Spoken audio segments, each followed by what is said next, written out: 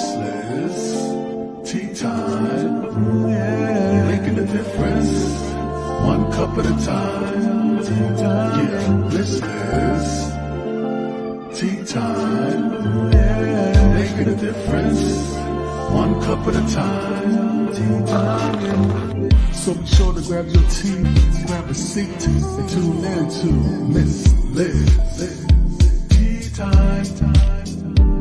Making a difference, one cup at a time. Tea time, yeah. Tea time, time.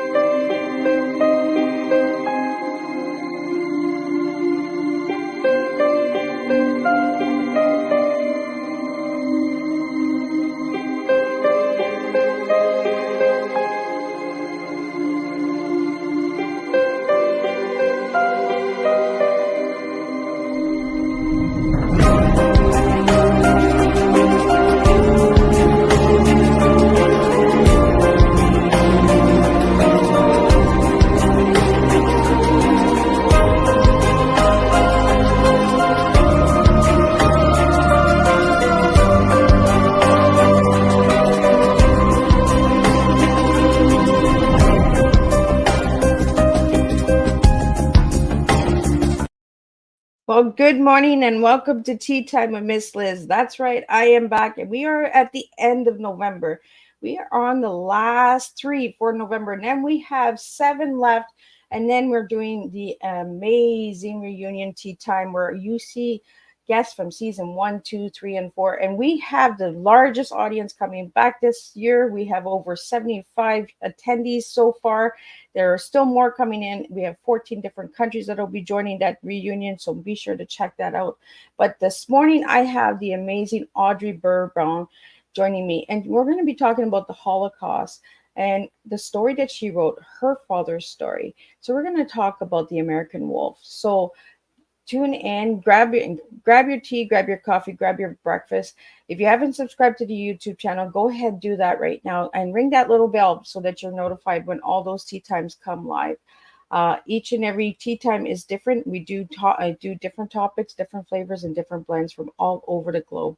So we do want to get Audrey in here. But before we get started with that, we're going to do the disclaimer and we're going to get Audrey in here right after I do a little bit of her bio as well. So stay tuned for that. We're going to get that going and then we're going to get Audrey in here and we're going to spill you a good strong cup of TEA this morning. And yes, as you can notice, my voice is a little choppy this morning. I am fine. It's just from having a little bit of crying from my grandma passing, but I am fine. So if my voice gets a little too choppy, I'm sorry for all the listeners out there if it's a little rough on your little ears. So the disclaimer for Miss Liz's live Tea Time live show. Miss Liz myself is going live using StreamYard. Before leaving a comment, please grant StreamYard permission to see your name at StreamYard.com. Please be advised that the content brought forward for any Tea Time show hosted by myself, Miss Liz, is always brought forward in good faith. However, may bring forth dialogues and opinions that are not representative of my platform. The facts and information are perceived to be accurate at the given time of airing. All Tea Time guests and audience participants are responsible for using their good judgment in taking any action that may relate to the discussion. The content brought forward may include discussions for some where they may be emotionally at risk. It's significant to know that the show is engaging in discussion forums only to offer and inspire awareness and connection and is not providing therapeutical advice. If you have any questions about the disclaimer or the panelist discussion, you may freely contact me, Miss Liz, through my email at bookingmissliz@gmail.com. Moving forward, should you choose to voluntarily participate in today's show in any aspect, I myself, Miss Liz, welcomes you. And should you decide that the show is not made for you at this time, I respect your wishes and will see you at a later show at a later date and time. And again, all tea times in 2023 are done on Thursday, 10, 3, and 7 p.m. Eastern Standard Time. And if you see a tea time that's not on a Thursday, it's a rescheduled tea time or it's a surprise guest that wants to come back for a second cup of tea. So now a little bit on Audrey. Who is Audrey? Well, let me get a little bit on Audrey. So Audrey And let me get her over here. Um, Audrey Birnbaum is let me see. Audrey now enjoys singing, writing, reading, and being with friends who also had quirky childhoods. She lived with her husband in Westchester County, New York, and has three marvelous grown children. Audrey is currently working on her second book, but we're going to talk about the first book. So, Audrey, growing up in the 1960s, Bourbon assumed that watching Holocaust documentaries was a perfect, normal family activity. On her first day of elementary school, Audrey sat in the cafeteria, unwrapped her liverwurst sandwich, and excitedly told her new classmates about her public television per proclivities. Her Brady Bunch-watching peers had never heard of PBS, but they had heard of PB&J, and they weren't too keen on the liverwurst either. They made it abundantly clear Audrey's childhood was, in fact, not normal at all. So let's get Audrey in here and let's find out how her childhood was and all of that good stuff. So let me get her in here. Welcome, Audrey. Hi, Ms. Liz. How are you? Thank you for having me. I am not too bad.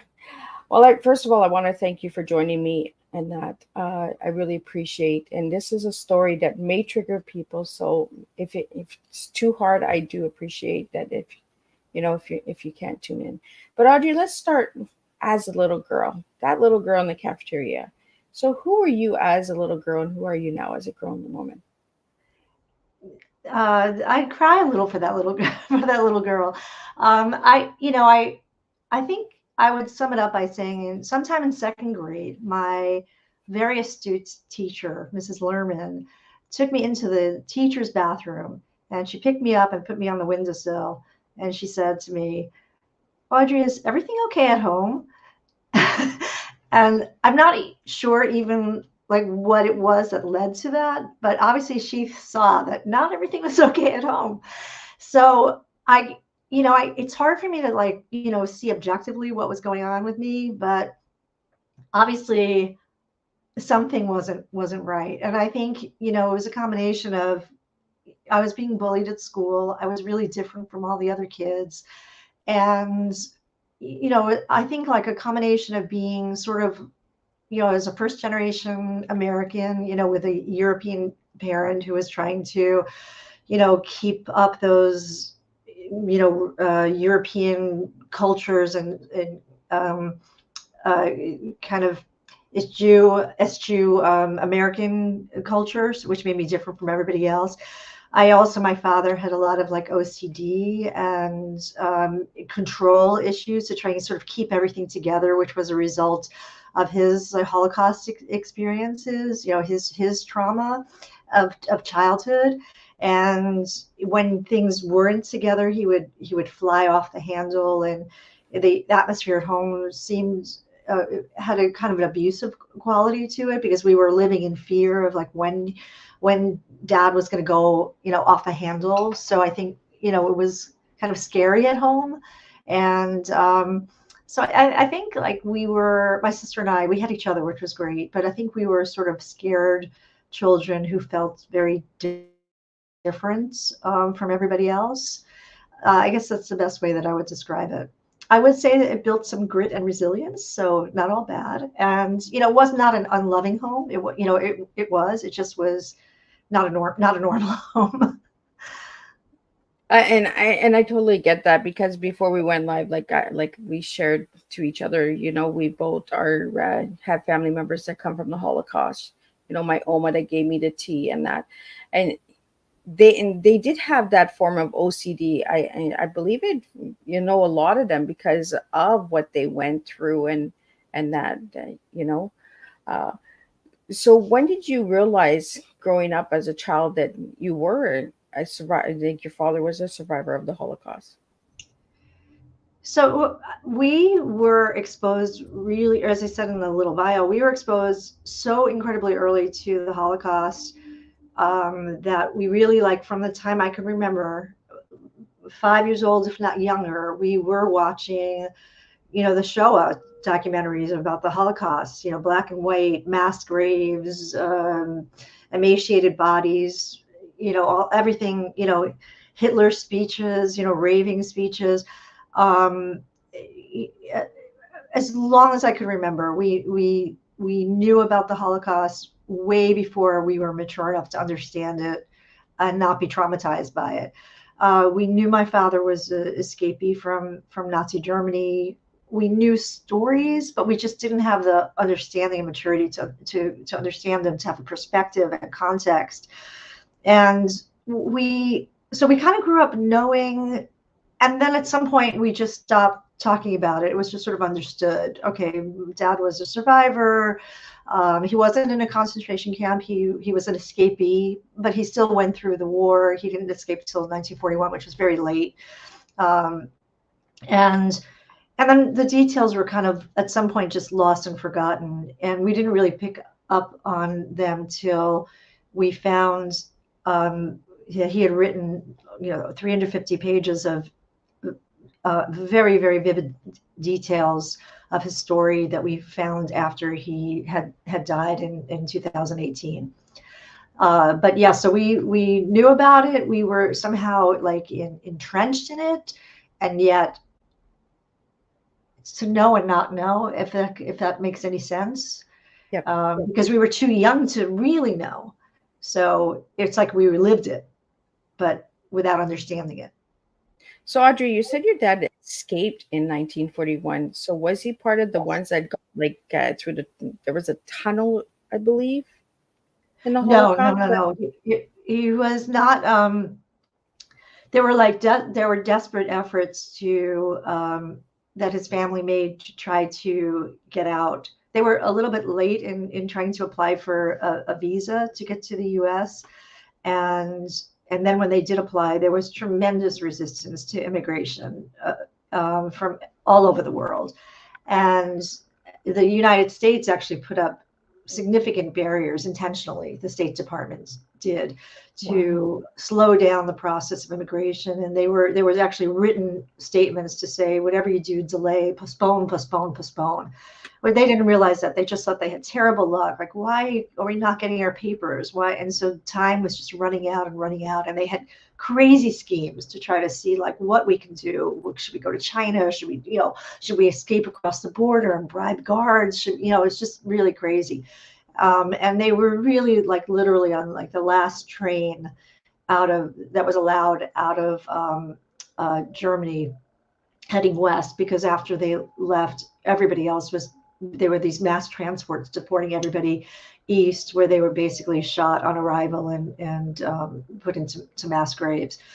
So they were, without giving away too much of the story, but they were, their path out was insane, edge of your seat, nail biting experience, and pretty harrowing and quite extraordinary. And then my father, besides then when he came here, it was pretty difficult transition. In some ways it's like a typical immigrant's tale, but in some ways more tragic than that. But then he returned to Germany as a spy for U.S. intelligence. Because he had that's why the title is from I wanted to get into the spy because I was like, how did he get the spy? Sometimes you just the title of a book and you're like, oh my goodness, like how did he do that? Like how, this is like a film, like a movie, right? And you're like, how did he become the spy? Like, what did he do? Like, it really was like, it is like a movie. A couple of reviewers had said this should be a Spielberg movie, and I'm like, yes, please, Stephen, read the book. Well, you just never know, right? Who's watching Teatime and who's going to word of mouth, right? And because the story does have a good storyline to it, just reading just the little blippets that are online, without even reading the book, it's like, oh, how did he do this? Like, where did he go? So it was a good returning to Germany. It was in the Cold War, and returning to Germany as a spy was a great bookend, to the story. I mean, that's where I decided to end it, because so much of his story was one of identity too, of like, who am I? I was rejected as a German. I lost my citizenship. I was rejected as a Jew. Then I came to America and everyone was anti-Semitic. No one wanted me here either. Plus, we were in the middle of the war and everyone hated the Germans, and they were calling me a Nazi. That's really what happened. They called him a Nazi when he got to America, which was, the irony, I think we can say, was, pretty incredible. And then, so he went back to Germany and had to sort of grapple with what his identity was as was he German? Was he Jewish? Was he American? He was trying so hard to become an American. And that's the title of the book, American Wolf, is, it's not about the animal, the American wolf, but his given name was Wolf. And when he came here, he had to give up his name Wolf. He was told by the school principal, like, you better give up your name Wolf because you'll be teased mercilessly. And so he gave it up and changed it to Jack, which he thought was like, symbolize America. Somebody said, become Jacob. And he's like, nah, too Jewish. And so he became Jack. And he tried so hard to become an American, and he never really, to the end of his days, he never really quite got it. Because you never really do when you're an immigrant. You never really quite get, he lost most of his accent, but whenever he said Lincoln, he always pronounced the second L. It's like Lincoln. It's like, that's the one thing I was like, Dad, it's Lincoln. It's just, he always retain a little bit of that. So he, to me, American Wolf was just the perfect title, because it was really about his journey to try to become an American. And then in the end, when he goes back to Germany and he's homesick. He's homesick for Germany. A lot of people were, I think any immigrant, they're homesick for their home. It doesn't matter that they threw him out. He wanted to go back, and then he had to figure out who was he after being rejected everywhere. And so that was a good endpoint. Plus, it was really interesting going back, and then the whole thing of what Americans did after being at war with Germany, but then accepting Nazis because they were now fighting communism, was just a fascinating part of history. So yeah, but of course he came out traumatized from the experience. He lost so much. It's just like a series of losses, and the outcome of that is that he held on so desperately, to what he had, so that he became, quite compulsive and frightened, always waiting, for when the other shoe was going to drop. And that affected, of course, our upbringing tremendously. To this day, Liz, really affected us. How many hours do you have? I've got lots of hours. Where's the couch? Where's tea all day. Well, we both have things that we have to, right? After this tea time. But I want to get into, when you grew up, were you in your house? Did your dad speak German, or did he just stop the language completely? No, he spoke German to his mother. So I knew my Oma, and I know you told me you have an Oma as well. So I knew my Oma, who is a German-speaking grandmother, who was, German. I don't know. I can't speak for your grandmother, but my German grandmother was not a warm, fuzzy, sometimes people have an idea, but the Jewish grandmother, no, she was a German grandmother. She was, she was good. She made us dresses, and she babysat for us, and she took care of things, and she did things, but she was not fuzzy and she was, she spoke German. We didn't understand her well. She seemed old before her time. Yeah. She walked around carrying her pocketbook harshly in the crook of her. She looked like Queen Elizabeth. She would carry her pocketbook like this. She was there was something, but she was, she was, listen, if it wasn't for her, they never would have gotten out, because my grandfather, who I never met, was kind of a character. He was a bit of a dreamer, which was what made for these great characters in the book, because they just were these great characters. My grandfather was a clown, and some of his clowning actually helped them too, because they were very close. He was very close to getting deported twice. Once during Kristallnacht, the night of broken glass, when Jewish men were being rounded up, and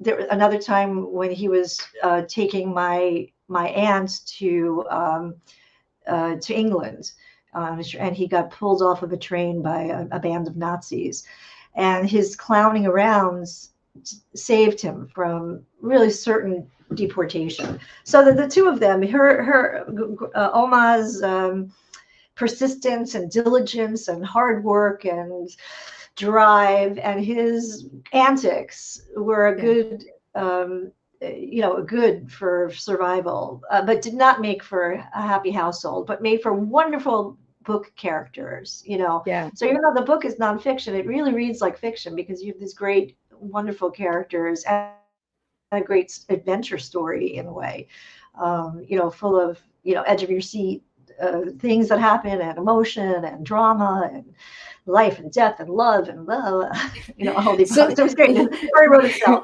so Audrey, because your grandfather, the one that you never met, was like a Yes. clown, did your dad have a little bit of that sense of humor from time to time? Totally. I mean, like, that was the thing about my father, is like he could be, anything about him that felt abusive. Like, when I was young, I didn't really appreciate it, obviously, but he it was always out of fear, that, again, of like losing control of things, and he was trying to pull it together.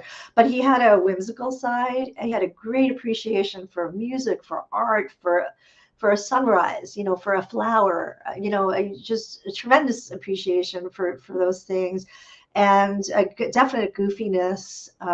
You could see both of his parents in him without doubt. I mean, he was definitely not. I think he had periods of depression, but I think he also had, a lust for life as well. No doubt. Opa Arthur was in him, no doubt. And that's why I also, I felt like it was, even though I had never met my grandfather, I felt he was easy to write. I could see him through my father. Like, I could definitely imagine him. Plus, my father had written some specific stories about some of the things that he had done that were a little nutty and crazy. So, it was possible for me to weave that into the story. I could weave my bangs out of my eyes. As you're sharing about your Oma Yeah. and all of that, growing up, I always thought my Oma was mad at me because of the way that they spoke, right? With that. And I was like, okay, like, she's mad at me. Like, what did I do? Like, it was like she was angry. And then I would cry a lot, and she'd be like, why are you crying? And I'd be like, I don't know, because her English was really hard when we were younger, but as she got older, her English started to get a little bit better. She slowly lost the German, right? But she would teach us little words in German, and kind of just give us that story of, when it gets too serious, crack a joke. When it gets too heavy for you, crack a joke. And I'd be like, but that's not the right time to crack a joke there, Oma. And we got close because I was that little girl that was that shy, quiet one, where she came with this sternness, and she was like, I'm going to toughen you up, like, and gave me that tea. But she had the biggest heart out there. Like, she would turn. It was like the one moment she was really nice. The next moment it was like, you better behave yourself. Like, like she'd give you this look and be like, oh, okay.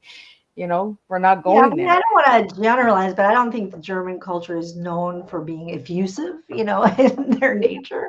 But I don't think that means that there's no, that there isn't love or heart there. It's just a different style. It's a style, a Yeah. cultural style. But I once, my grandmother once made dinner for me and my sister, and I went home to my parents, and they said, "How was it?" And I said, I complained that the portions were too small. And then my parents told my grandmother, and I got an earful, oh my God, of like the insults and the horror. It's like, oh my God. She was so mad, so mad. But it was true. Everything, that was also true. There was never a sense of like generosity, of Yep. like everything was apportioned, everything was controlled, everything was, and yes, that's how we grew up. Measured. It was a measured house. Well, I think it's what they were taught, right? So that's what the pattern, the cycle of falling into it. You know, like you mentioned, the OCD with your dad. My Oma was the same way, was severe OCD. She had her little purse all the time too. It was like this little doctor's purse, like little black purse, and she had like all of her stuff in there. And if anything ever happened to her, that was the purse that you needed to go to, you know? So, you know, there's a story behind the Holocaust that, you know, we can get some positive from it, you know, because from every pain and suffering there's a positive message. It's on how we treat people and how the humanity is in the world, right? Because look at, we're going through it again, we're repeating the same patterns because we didn't listen to the first time it happened, you know. We're seeing it today in today's world, you know, where people are going to war again because they're not understanding the story that was in the past, you know. So I want to get into I found something about the ships that I want to get into, the horror ships. Yes. And I seen that you have some of the images, and in the images on your website you have 15 people were supposed to be on this ship, but there was over 1,200, I believe. Yes, it was a slight over, you know how like the airlines overbook? They overbooked by 1192 or something like that. Yes, it was a little bit of overbooking. So a lot of people know about the ship, the St. Louis. It was a very famous ship that people, who are somewhat familiar with Holocaust history. It was a tragic story of a ship that had. This goes back to like 1938, where people were still taking like luxury liners. They paid a ticket, they got a board. The St. Louis was supposed to go to Cuba. People had papers, they had gotten proper papers, and they were going to go there and like wait out the problem and then maybe go back to Europe afterwards. But when it got to Cuban waters, Cuba suddenly like reneged and said, no, we don't want to take them. And America said, well, we don't want to take them either. Nobody wanted to take them. And so I think they had like maybe 800 or 900 passengers. And ultimately, a bunch of countries in Europe, England and Denmark and Holland, decided to take back the passengers. They were all split up. But about 300 people from that ship ended up being murdered because, of course, many people, Jews in Europe, ended up going into concentration camps. And so that's like a well-known tragic story of a ship. But the people on the ship did not have horrible conditions. They were people who had money who ended up, they booked their ticket and they went. In 1941, people were desperate to get out, and they got out any way they could. And my parents they already had missed a ship that was supposed to go to China. They had, that ship was supposed to leave from Genoa, Italy. And like on the day my father was supposed to take that ship, Italy joined the war. And so they couldn't go to Italy. Like, once you were in the war, like you couldn't leave from the ports. So you always had to leave from a neutral country. So they had a ship leaving from Barcelona. And then by the time they got to Barcelona, their visas expired. And they couldn't board the ship. If you didn't have a valid visa to the US, you couldn't board the ship. That was the rule. So then they were like racing through Spain to try to find another ship. And they had help. Some of the people who helped them in Spain were the volunteers, Quakers, unbelievably helpful. And there were other people, there were like people Jews who had converted to Christianity because you couldn't live in Spain unless you were Christian. As a Jew, you could only pass through Spain. So they also only had a window of like 2 weeks to pass through Spain. Otherwise, they'd be deported back to Germany. So those were all like the barriers that they were facing, tremendous like bureaucratic barriers. If you have the right paperwork at the right time, this visa expired, that visa expired. You had to leave Spain. You had to leave. I mean, it was unbelievable, like bureaucratic nightmare. So they ended up on this ship called the Navamar, which was leaving from Seville. And it was a freight ship. And they basically took the holds of the freight ship, which were made for like rubber and, steel and things like that. and they lined them up like the way a concentration camp would look, with like 3 bunks high, bunks all across, and each held about 300 people, and they were below, no air, nothing. Wow. And it was a multi-week trip across the water, which about a third of the people developed dysentery, and so everybody was sick, and they were basically, and the crew just basically went on strike and said, we're not cleaning, we're not doing anything. And some of the crew actually attempted a mutiny and wanted to turn the ship around. That particular ship that they were on, it turned out Chagall's family was, I think his daughter was on the ship, and some of his artwork was on the ship. And a lot was written about the boat when they got here. There were tons of newspaper articles, a lot of press across the country, because it was so horrific. The conditions were so horrific, but it hasn't gotten a lot of attention in any of the like books that have been written. And it is one of the big, catastrophic events. I mean, many of the people, of course, did make it here alive, but it's just not much is spoken about it. And I think it's, another story, I think, worth telling, that people don't know about how the conditions people had to go through to come here, and how traumatic the experience was. In the end, people couldn't live below ground because just the sick were there. They were sick, dying in their own excrement, and everybody crowded aboard the deck just to get air. And they had no refrigeration because it wasn't meant to be a passenger ship. So they brought live animals on board, and they were killing them for food on board the ship. So it's, it is really a fascinating piece of history that I now have given away. So I don't have to buy a book. But she gave you a little tidbit, guys. You can always we got the emotional content. But Audrey, what I liked about when I went to your site and I got to get some information, I was like, we didn't hear about these ships. We didn't hear about how they got out, how they, because there was still hell for them just to get out of the hell. It was there was a lot of transfer that wasn't spoken of about the Holocaust, how the survivors actually got out. And that's what I liked about finding that information, was knowing that my Oma and my Opa, went through these camps and went through this process to get here, gives you a better perspective on understanding why they were the way they were, why they were so stern, why they were like, appreciate that slice of bread, whether it had a little bit of mold on it or not. You cut the mold off and you ate the bread. You know what I mean? Liz, I still cut the mold off. I still eat the bread. Okay, I'll be honest with you. Those habits die hard. What's a little mold? I'm a gastroenterologist. I know you didn't mention I'm a physician, and I'm going to tell you, a little mold never hurt anybody. Well, that's it, right? Because they use mold for penicillin. Like, these are things that people don't. What's a little mold? Come on. No, but that's a story for another. That's a different conversation. But we actually grew up appreciating stuff a little bit more. Like as you said, like when you went and had dinner at your Oma's and you came home and you got like an earful because you were like there was not enough.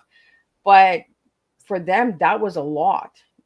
So they had nothing. I have like a story in the book, totally true. Everything in the book is 100% true.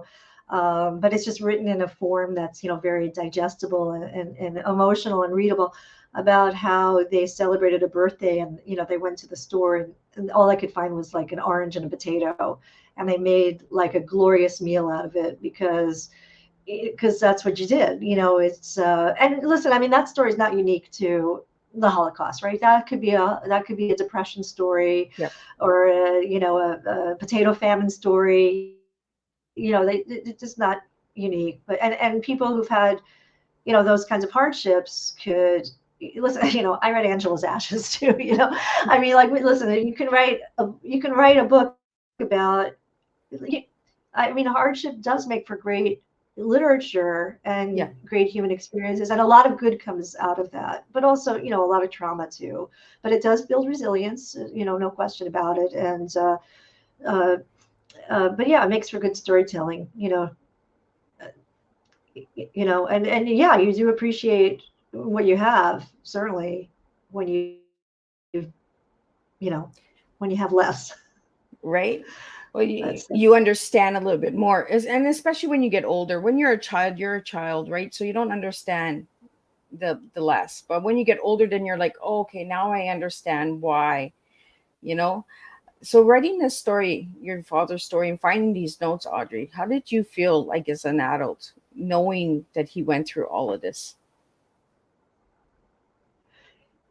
Yeah, I would think that I think again, when I was younger, I had a lot of anger towards my father because, there was a lot of denial of things for us. Like, we couldn't go into college and we didn't have things. And, there was sort of like, some of the relationship was very volatile. But I think like after I had kids, I had really made peace with that, as an adult. But I think what I didn't have till I wrote the book is a full appreciation for what he had gone through. I didn't really realize like how much he had lost, how much over and over again, even after he came here, the losses just stacked up. So I think I didn't have the sympathy uh, for him. Like I had so much.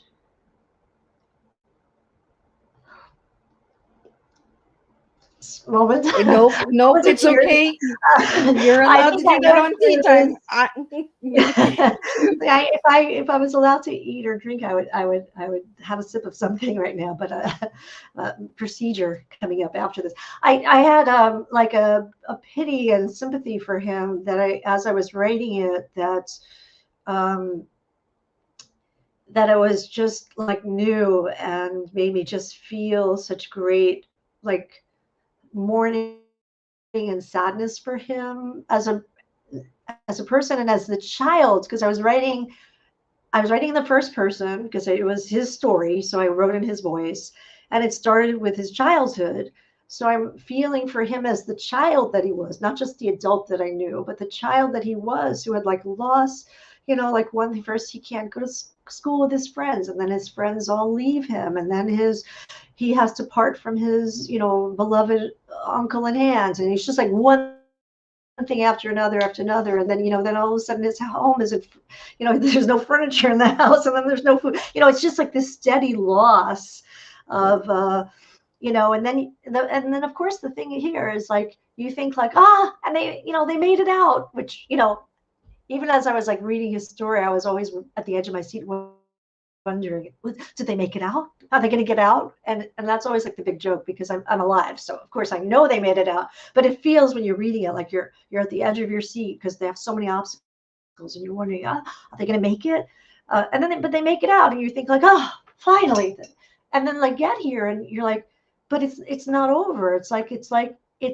And I'm sure that's how it felt for a lot of people who, whether they survived a concentration camp or whether they made it here, is you think, I'm free. And then you're like, oh, no, it's like it's the whole new set of challenges are just beginning. Like I made it here. What happened to all my relatives? Oh, they didn't make it. I'm waiting to hear. There's a lot of no news. And then all of a sudden realizing that they probably didn't survive, or I'm like trying to get a start, and I'm poverty stricken, piss poor, so I think that crash of realization that freedom is not the like this sort of like light on the hill, but it's just the start of a very difficult path forward.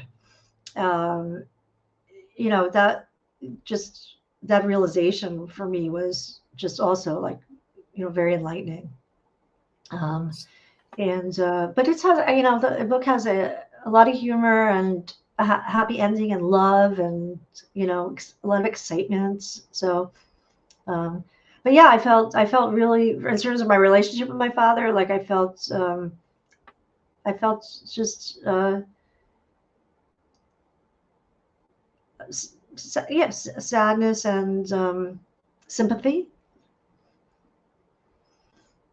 Well, and growing up in that up and down roller coaster home, right? It's not that they were, again, they went through so much, and it was hard for them to understand when things were too, like, I know what my own, when it was too calm or too peaceful, she was like on guard. She was like, Ah, yes, something's gonna happen. Something, we have to yes, prepare. We have to be ready. We have to be, yes. and I was like, why was she always on guard? Like, and she gave me that as a child, because I spent a lot of time with her and got to get her to tell me the stories on how, because she's a survivor, but her parents didn't make it. They got to the encampment, and so that's where the tea came in. Is she said, you know what, when I came to Canada, I had a cup of tea and I sat, I recharge, reflect, and release. And that's what I want you to do with your tea, my dear, is I want you to serve that way. I want you to serve life and look at life like that, because life is hard.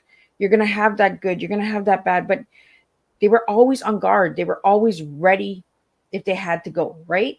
Like, it was always like, let's get out of here. Well, you sound like your grandmother. Wonderful perspective. I don't think that my father ever really developed a perspective. I think he was kind of stuck. But my just to talk about like being on guard, like my sister once got a raise and my father said, I don't know, she'll price herself out of the market. and then she bought a house in the Hamptons, when she was doing very well. She was single at the time, and he said, I know she'll isolate herself. She'll never meet anybody. But she actually made a party and she met her husband at a party at her house. So there was like this always like nothing good was ever good. It was always like laced with the bad that could come from, something good. It was never, nothing good was ever good. It was always, but Well, I can understand. and that had to have caused some form of trauma in you and your sister as well, because every time you did something good, it's not good enough. Like, it's not, we shouldn't be celebrating this. We shouldn't be getting too happy about this. Because I know that, Yeah, that's still there. That's not going away. I don't think I'm going to be 60 next week. It is not going away, Liz. It is not. I think at this point it's too late for that. well, and that's why I wanted to have this story on here, because it's your father was a survivor, but it was passed on to his children on Yeah. how to be on guard as well. We were given that. We were like, okay, if we can't celebrate this too much, because we don't deserve this. It's not meant for us. I know when good things happen, I'm always like, oh, well, when's the bad coming? Yep. Yep. All I can say is yes. I totally get it. And yeah, that's right. But I mean, I'm light years ahead of my sister and I are light years ahead of, where my family was. We celebrate, we enjoy. I think, again, there's just the more deeply rooted psychological things are there, but in terms of how we live our lives, it's very different, from how my parents lived their lives. But yeah, the psychological stuff is certainly there, but it's what it is. And it's I still live my life without regret, and I'm not even sorry for my upbringing, because I know it made me more, not only more resilient, but also like a certain amount of like ingenuity to sort of like, I didn't have things growing up, so I had to like invent them, create them, sew them. It's all that stuff is good. Well, No it gave you regrets. that grit, right? You said you got grit and resilience, and you know sometimes that's what it takes, right, for us to get our resilience and keep going on. So, Audrey, I want to ask you, how long did it take you to write the book? Um, for about 3 years. There were a lot of like, there was the initial writing. I toyed with it a little bit. I tried writing it, in the present tense, and I tried in the past tense. And then like the first solid draft probably took like a year to a year and a half. And then I had, I actually like queried it to agents, and I didn't get a response. And so I put it away, like with a deep rejection of like, oh, nobody wants my book. And then, but after a while, I picked it up again and looked at it with fresh eyes, and I did a lot of rewriting of parts that I thought were weaker. And that time, I think I like really was a good thing, so that rejection was kind of good for me. So after picking it up and reworking it, that total time probably, I was just like another 6 months I spent on the rewriting. And honestly, I could spend 10 years rewriting it, trying to make it better and better and better, but so I think in total 3 years total is probably like the length of time. Yeah, and the reason I asked that is because these stories are hard to tell, right? And for you to read all of these notes, it must have took some time to process it as well, And did you like? Yeah, they write? were like, I mean, there was a lot of detail, but they were, it was dry. It was, some of it was out of order. Some of the facts were inaccurate, like historical facts were not quite accurate. They had to be fact checked. My father didn't know what happened to some of his relatives. I researched it and found out like what happened to friends and relatives that he had no knowledge of. He had no internet when he wrote down the notes. And then there was, the other thing was the tone.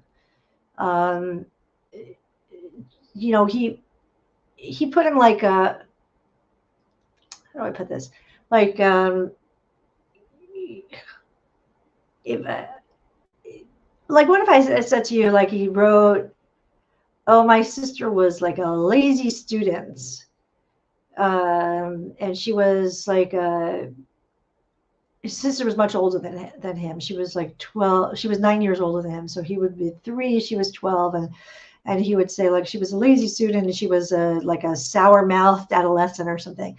I'm thinking like, how could he have said that? He was a child. How would he have like been able to make that judgment of her? And I'm starting to realize that his judgments in his writing are really not his, but really his mother's. And he somehow like enmeshed some of his thoughts and ideas, or he would say that one of his relatives, like an aunt, was ugly. And I'm like, you're a child. What do you mean she's ugly? Like you're 5. What do you mean? So I Like, think that's how you got to tell the story of your grandfather, is because through the reading of the notes, you realized that maybe this is what he heard his father say about people. What he heard more, what he heard his mother say. It was much more what he heard his mother say. Exactly. So he was clearly telling her version that he had heard and kind of incorporated and made them his own ideas, but it didn't really read very well when you're trying to tell a story through the eyes of a child. He's not going to say Aunt Irma's complexion was so sallow, like this would not be what a child would say. So I had to sort of reattribute the appropriate condemnations from to the appropriate person, the judgmental grandmother, my grandmother. And he had to maintain the eyes of a child in seeing the things as they were. So that's where I took some artistic license, is to separate out what a child would observe, and then attribute those judgments to his judgmental mother. So I think that, yeah, there was a little bit of artistic. The facts are absolutely as they were. Nothing was changed, but some of those observations I had to just sort out to get the right tone. And that took a little bit of work. And then also just to bring the reader into the story, because when a person is telling a story of what happened to them, they say things like, we would go to the park every Sunday. We would do this. We would do that. We would eat this. We would eat that. Well, that's not very fun reading, for a reader. You want to be there in the story. So you have to create something that, again, reads like a novel. And so, the whole style had to change so that you're brought in real time. So Audrey, growing up with your father and that, did you find like when you write, do you write in first person or third person, or do you write in both? yeah, so so again, I tried to write it in first person, but then I was like, no, it's not my story, and he's a boy and everything. So and it's got to be sort of his voice, even though it's my words. So I had tried that for a while. I tried first person, I tried present tense, but then it's 1930s, so I went to. I'm a first-time author, so other than writing, medical chapters and consult notes, I had never done anything that was written creatively, except when I was 13. So it was my it took a few tries to see if I could do it, and I was like, can I bring a character can I bring the reader into a book if it's in the past tense and the third person? And the answer is resounding yes, absolutely.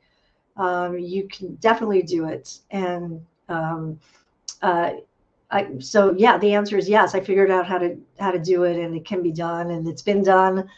And so it is written in the first person, but as he is the speaker. It's not me. He is the speaker, and it's past tense. So Audrey, before we get your cup of tea and I get your words from you, writing this story, did a lot of Holocaust survivors reach out to you, or family members that were that had members that were survivors? Did they reach out after reading this story? So I actually found family members through the process of writing this. I found family members because I was trying to find my family history and find some of the people who had written about. And I found a cousin. My father had come to this country with, and a first cousin was here, and then they lost touch. There was a family rift, and I found the daughter of that cousin, who would be my second cousin, and I looked her up and researched her and found her, and she lives a block and a half from my son in Chicago. Oh wow! What are they? A block and a half. I mean, because Chicago is such a small town. Block and a half. And we've been in touch, and we've met, and my son he went to break fast with her on Yom Kippur, and she's a lovely woman my age, ish. And, that was an amazing thing. I'm also, some relatives from Australia contacted me. It wasn't really through the book itself, but from just my efforts to try to find people in this process. And because I started a family tree, and I started doing stuff in Ancestry, and all that kind of stuff. And then you asked me another question, and I was going to answer that. In terms of people reaching out. Yes, I am. So a couple of Holocaust survivor groups have reached out to me and asked me to speak at and give a book signing live talk. So that seems to be definitely something that people are interested in. So that's because when I wrote the book, I mean, it wasn't just I want to write a book. It was I think my father has a story that I want to tell, because I think it's a story that needs to be told. It's from an educational standpoint, and the more I could tell it to more people, I also want to tell it to young people. So I'm working with schools and school libraries to try to get the book, and because I think it works for young adults too, because it's told from his perspective of a young person. My father, from the time he's a child till he's in his early 20s, works very well. It's very readable. So I'm trying to get it into. I have a couple of big school districts who are interested in it. So I think it spans quite a big range, readership. So that's the goal. Well, and sometimes the pain and the stories need to be told so we can educate, and I'm so glad that you're in the schools, because we do need to get the younger generation to understand the history of what happened, right? And the story on how everybody got over here and how they still had a journey once they got here. We need to let those stories out. So Audrey, I want to ask you, if I give you the letters TEA, what 3 words would you give me for a cup of tea? Tolerance, empathy, and action. Now, why those words? Tolerance is 2 types of tolerance. Tolerance is world tolerance, that we should be tolerant of people of different ethnicities and different sexual preferences and identities. And then there's like personal tolerance, like learning to become tolerant of people's individual traits, which is something that I feel I have to work on every day, like my own tolerance of, my husband and, things like that. Like it's a constant struggle to be accepting of people's, that they are who they are. They're individuals and they have their own stuff. And that's like, for me, like, I feel I'm better at the big tolerance, but I have to work harder at the little tolerance. So that's what I'm working on. Empathy, because I feel like I think empathy, like, I actually am pretty good at. I think because I was from this sort of like somewhat abusive kind of background, it's unintentional abuse. I feel like I have empathy for people, for their struggles. I think, like, from a career in medicine, 35 years of medicine, I think I was able to have a lot of empathy for the struggles of families and what they were facing. But I think without empathy, you can't have tolerance. Like, if the two go hand in hand, you have to understand and be able to put yourself in somebody else's shoes to understand. Like, even when they don't have ideas that are the same as yours, like even if you're a Democrat and they're a Republican or whatever, like, you have to be able to understand where they're coming from, or there can't be peace in the world and in your heart without that. And action, because I so often just hear people that complain about stuff and don't do anything, and I'm a person of action. So it's like, if you have a problem, okay, that's okay, and I understand. But now what are you going to do? That next step. What's the solution? Yeah, what's the solution? And even if that solution is, I don't know, but I'm going to talk to somebody, or I'm going to get help, or I'm going to ask for advice, or like, that's an action step, but the doing nothing, and the saying of like, oh, I'm so upset that I'm overweight while you're eating, or whatever. Like, like, okay, like, whatever you're upset about, like, whatever's bothering you, like, okay, and, so maybe the A is for and. That's my two. So tolerance, empathy, and I actually like that. I like action. And where are we going with this? I think because of having the history and the past that we both had, we're like, okay, what are you going to do about it? Like, are you going to just complain about it all the time? Or are you going to fix it? Like, you're going to find a solution. You don't have to be on the world stage. You don't have to be like Greta Thunberg or whatever. But you can do, like, you can take a small step. Make a phone call. You had a rift with a family member and you're upset about it, or pick up the phone, write a letter, whatever it is. Like, I don't care what it is, but do something. Do something. And that's the word that you gave me for when I asked you one word to describe yourself. You said that you were a doer, and now I understand it. I'm like, okay. I was wondering why you gave me the word doer, but now I get it. Now that I've sat with you, and I'm just like, oh, I get it. Got to do it. Like, just do something. Yes, yes, Nike commercial. So, Audrey, if anybody would like to reach out to you, how can they reach out to you? So my website is audreybirnbaumauthor.com. That's just for general, information about the book. And there's a lot of graphics about, just past history and everything. But in terms of reaching me, I'm on social with, most of the social is Audrey Birnbaum author, whether it's Facebook or Instagram. So those are probably the best ways to find me. So, and Audrey, before we wrap up, because we have less than 2 minutes here, what's the name of the second book, if you can give it away, or is it just the second book is fiction? But it's still, and it's it's an action and adventure, steamy. It's totally different kind of story, but it still focuses on relationships. It's interpersonal relationships, marriage and affairs, and all the deep stuff that is still like so critical. I think what makes American Wolf good is it's still like, it's still a family story, and it's still about people and human nature. The book is called The Climb. The climb. The Oh, climb, and it has a double meaning. So you can take of that what you will. Um, so yes, I'm having really enjoy writing. It's so therapeutic. Um, it's the only time I'm not busy doing 100 things is when I'm writing. well, I really appreciate your writing because these are incredible books. So if anybody would like to go and grab these books, check out the website. I believe they are on Barnes and Noble and Amazon as well. Check those out. Grab that book. Audrey, I really want to thank you for joining me on Tea Time today. I got to go back down a little bit down history lane as well, So I will be back at 3 p.m. and at 7 p.m. with two more tea times. Today is Trigger Day warning, so I'm just giving everybody heads up.